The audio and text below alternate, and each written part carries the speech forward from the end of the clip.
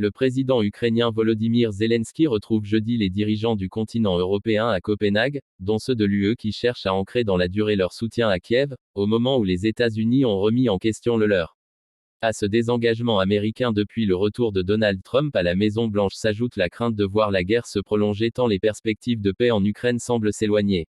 Les chefs d'État et de gouvernement des 27 pays de l'UE, déjà présents à Copenhague mercredi pour un sommet européen informel, seront rejoints jeudi par une vingtaine d'autres dirigeants européens, à l'occasion cette fois d'un sommet de la Communauté politique européenne, CPE.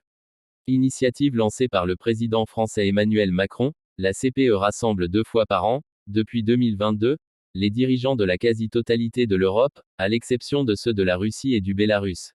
Ce 7e sommet s'ouvre cette fois dans un climat bien différent, après de multiples incursions russes dans le ciel européen et le survol de mystérieux drones au-dessus de Copenhague.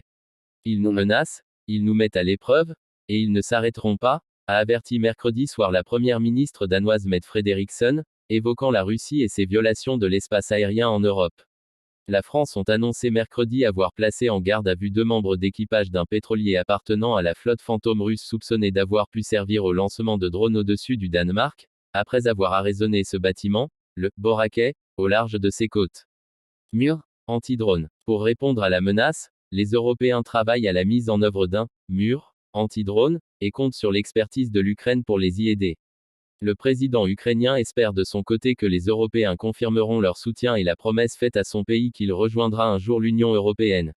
L'Europe doit tenir ses promesses, tout comme les pays candidats font leur part. Merci, et nous comptons sur des résultats, a déclaré M. Zelensky sur X, reprenant les propos qu'il dit avoir tenus mercredi, via vidéo, devant les dirigeants de l'UE. C'est le moment pour l'Union européenne de tenir ses engagements, a reconnu mercredi soir Antonio Costa, le président du Conseil européen, instance qui rassemble les chefs d'État et de gouvernement de l'UE.